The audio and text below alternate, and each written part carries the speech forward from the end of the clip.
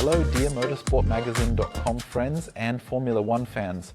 Sorry that this video is coming a little later than usual, but we had to wait a relatively long time for a decision from the stewards, and it wasn't until 21:20 local time in Shanghai that the decision was made. No penalty for Carlos Sainz. We explain what this is all about in this video. It was the first new sprint day, first sprint, then qualifying. There was a lot of action on the track and we have a lot to talk about. Among other things, Carlos Sainz against Fernando Alonso or against Aston Martin, and then in a double sense. First, let's take a look at what happened in the sprint. There was a duel worth seeing. Fernando Alonso was able to hold on to third position for quite a long time, holding off the rest of the field a little. Directly behind him was compatriot Carlos Sainz in the faster Ferrari. Yes, the Fernando Alonso train was relatively closed until lap 16, but nobody was really pushing. But then Alonso ran out of tires. Sainz was able to take advantage of the Ferrari's superior pace and then passed him on the outside of turn 7.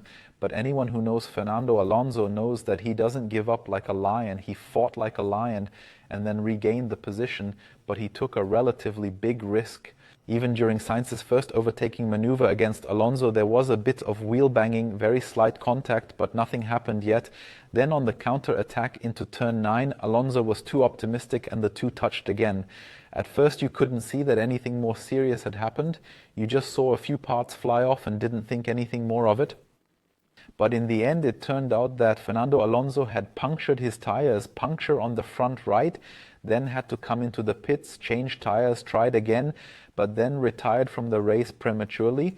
Yes, Carlos Sainz also lost a few parts as a result of this contact. His car was damaged and positions were also lost. In the end, this situation, it was a great race scene, a really spectacular duel, caused a lot of discussion. The stewards dealt with it. Carlos Sainz said that Fernando Alonso was far too optimistic and was clearly at fault. The stewards took a similar view. There are now relatively clear guidelines on what is allowed and what is not allowed in a duel.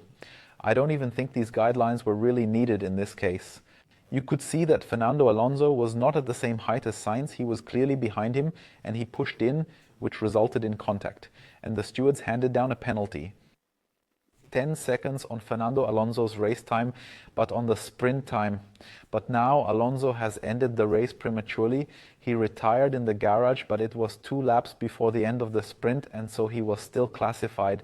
So what do we do with the 10 seconds? The stewards said, well, what should we do with it? The regulations actually say that it should be added to the race time. He's actually already got race time because he was classified, so it's a penalty without any point. Nevertheless, Fernando Alonso said that he doesn't understand the whole thing. I think he was relatively alone in that. It wasn't a complete harakiri maneuver, but he was already at fault at this point. In qualifying, there was then a comeback with a protest by Aston Martin against Carlos Sainz. What was that all about? The Ferrari driver crashed in Q2. A typical Shanghai mistake in turn 16, if you like. He went over the curb a little too much on the inside, which caused him to come too far to the outside at the exit of the corner. Then there's this beautiful gravel bed. He spun off to the inside and hit it slightly. Carlos Sainz celebrated himself a little for the way he hit the gravel, because at the last second he was able to turn the steering wheel, open the brakes, and was thus able to ensure that he hit the gravel at a better angle and that not too much damage was done to the Ferrari. And that is a very crucial point. So the session was interrupted at first. Sainz stood there. Then it took a while. Sainz set off again and drove back to the garage. Then only the front wing was changed, i.e. the nose was taped a little, and he was still able to take part in qualifying. In the end, he qualified in 7th position. Then after qualifying, there was a protest from Aston Martin. Why, you may ask? Article 39.6 of the sporting regulations was invoked, which states that a driver whose car stops on the track during qualifying is no longer allowed to take part in qualifying. Yes, we really have been waiting for ages now. We then received a relatively comprehensive document from the stewards, 4 pages long, with reasons. I would say, long story short, Carlos Sainz is allowed to keep his position. Why? Well, it is a relatively complex discussion. It is a discussion about, well, what is stopping on the track anyway? Race control messages, they show car 55 stopped on track, so stopped on start, finished straight, it says explicitly. And that's what Aston Martin was referring to. Well, it clearly said that the car stopped on the track, so why is he allowed to take part in the rest of the qualifying session? It's happened before in the past that a car has spun, then returned to the pits, and that's it. But now it was said, well, he's been stationary for ages. Now the stewards had to think, well, what's too long to be allowed to take part again? In this case, it was 1 minute 17 seconds. 30 seconds is the standard. The team managers have actually often discussed this in the past. Many team managers were actually present at this hearing. They asked, okay, can we be there? Minutes of previous team manager meetings, etc. And F1 commissions were also presented. This was discussed again and again. However, no common denominator was reached and the regulations were never changed. However, the spirit of the regulations is actually quite clear. If a car can somehow come back under its own power without outside help, then that's fine. But if it comes back on the tow truck, the interruption is quite long and you rebuild the car, well then the driver should no longer be allowed to take part.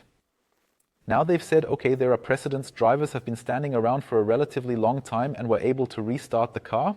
That's one thing you can do. You can restart the engine via the MGUK, even if it has already been switched off.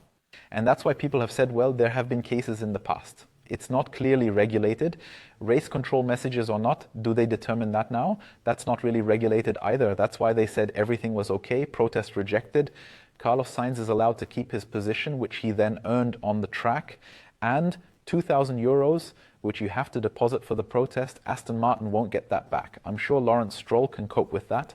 Why did Aston Martin lodge a protest in the first place? And you could say it was so that Lance Stroll could gain another position, as he is actually in 11th place.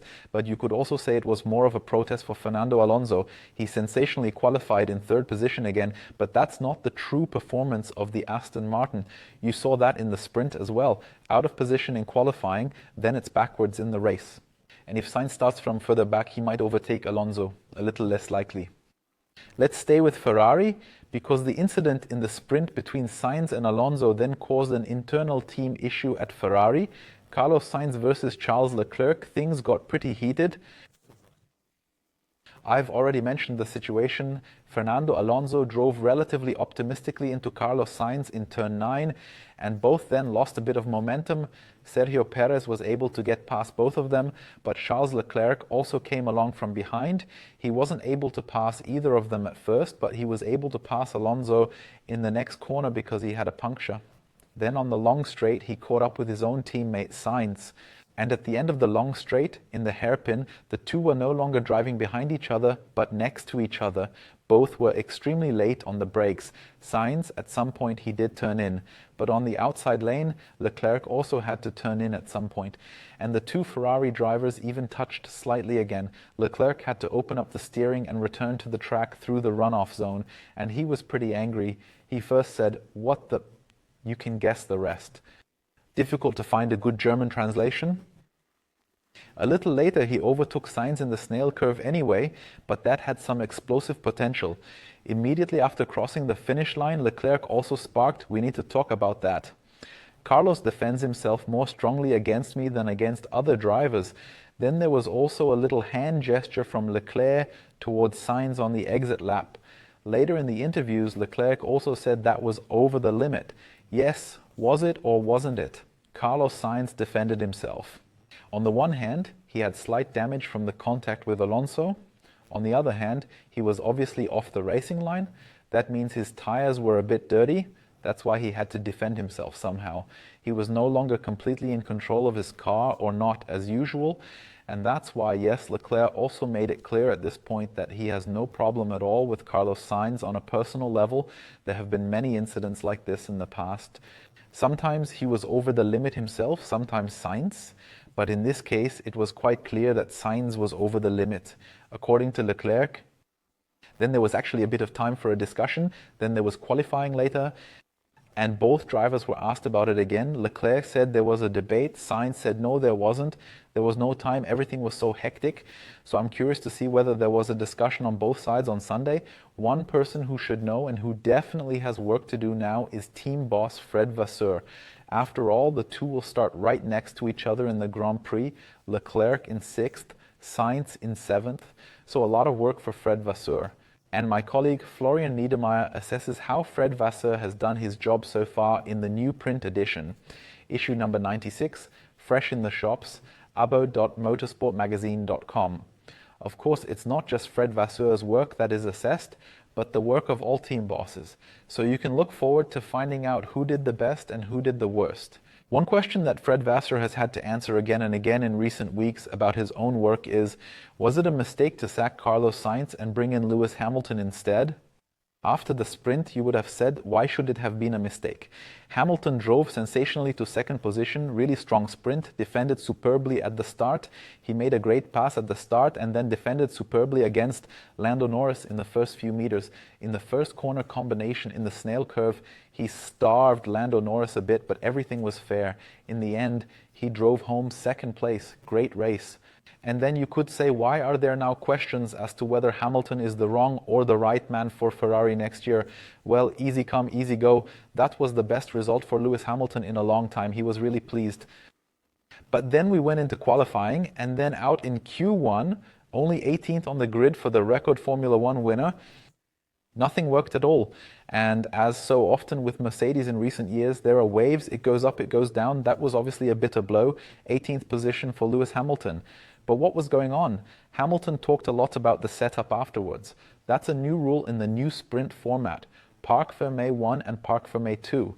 This means that after the sprint, the setup of the car can be changed again for qualifying and then for the Grand Prix. And Mercedes made quite a few changes there because they realized in the race that they were actually far too slow. They benefited from the fact that Alonso was holding everyone up at the back. There were major problems with the silver arrow, especially in slow corners.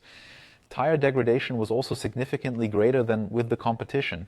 And that's why they wanted to make changes. And Mercedes were brave, as they often are. They said, we want to win races, we want to make big steps. And that's why we're not making a few fine adjustments, but really changing the setup. Was it the setup that drove Lewis Hamilton to disaster? Allegedly in a significantly different direction to his teammate. George Russell, no, it wasn't the setup in that case. He would actually have easily made it into Q2 and probably Q3 too, if he hadn't made a driving mistake. A driving mistake at the end of the long straight in the hairpin. He clearly went too long. So he lost at least 4 or 5 tenths, as we saw in our analysis, but there was a reason for that. The wind shifted strongly from Friday to Saturday. There was a tailwind on the long straight, and many drivers struggled with the braking point. Hamilton, however, on his decisive lap, and therefore already out of Q1 for him, a very bitter number, but I'm curious to see if there will be an improvement in the race. We can be just as excited about Red Bull. That was a double demonstration of power from the reigning world champion. Max Verstappen won the sprint first. He sat back a bit at the start. He started on used mediums. Then he had a small problem with his battery, which wouldn't charge properly. Minor changes to the steering wheel then brought improvement. He took a wait-and-see approach and got to grips with the competition. He then passed Fernando Alonso on lap 7. Lewis Hamilton was also due on lap 9. There was little resistance. Both knew there was no point anyway, and then he just drove away at the front. In 19 laps, and he only took the lead on lap 9, he pulled out a 13-second lead. That was a real show of strength from Max Verstappen and Red Bull. Incidentally, it was the second biggest lead in the history of sprint races. The biggest was once in Austria in a wet race, so that was bitter to watch for Formula One. The next demonstration of power in qualifying. The 100th pole position in the history of Red Bull racing. Verstappen 13th of a second ahead of Sergio Perez. If Perez is already regularly in second position in qualifying, then that means something. Half a second ahead of the first, not Red Bull, Fernando Alonso. That was brutal. Verstappen himself then said in the press conference, well, if the car is only half as good tomorrow as it was in the sprint, yes, we don't really want to finish the whole thing. But it's a bit surprising because at the beginning of the weekend, we, as neutral Formula One fans, had a bit of hope that it could be closer at the front than in Suzuka. When you say front limited track, Red Bull has struggled a bit in the past, possibly due to graining. Now it looks completely different. But we quoted Carlos Sainz at the beginning of the weekend, and he warned us. He said, whether it's Melbourne or Suzuka, he thinks it will be Suzuka. Because yes, Shanghai was sometimes determined by the front axle, but sometimes not. And Mario Isola, the Pirelli tire boss, told us today that since Pirelli switched to the wider tires in the 2017 season, Yes, the regulations were still completely different, but that's when the wide tires came in. Since then, the balance has shifted significantly and there is much less graining on the front axle than before. In fact, it is now often the rear axle that determines performance, and that's how it was in the sprint and also in qualifying. Of course, the teams have all fine-tuned the setup a little or made major changes, as we heard at Mercedes. And yes, maybe that's what gives Red Bull the greater advantage, but it's still set at least behind Red Bull Racing because, let's be honest, parc fermé or not, nobody really believes that Red Bull can attack in this race. But behind them, it's very, very exciting. McLaren are well qualified, Fernando Alonso in third position, but we all don't really have them on our radar when it comes to race pace. Ferrari make the stronger impression, but only in sixth and seventh. So that could still be really exciting. George Russell is right behind him, which makes you think you've got a race car rather than a qualifying car. Lewis Hamilton completely out of position at the back. It will definitely be an exciting Grand Prix. It's all set for him, and it's also set for our new podcast. Fernando Alonso out of position, once again overperforming in third position. Fernando Alonso, he has just extended his contract with Aston Martin, and we talk about him in great detail in our new podcast. You can listen to it wherever there are podcasts, or you can head over to our sister channel here on YouTube, Motorsport-Magazin Talk. There you'll also get a nice visualization and you can listen to the whole podcast, watch it, anything you want.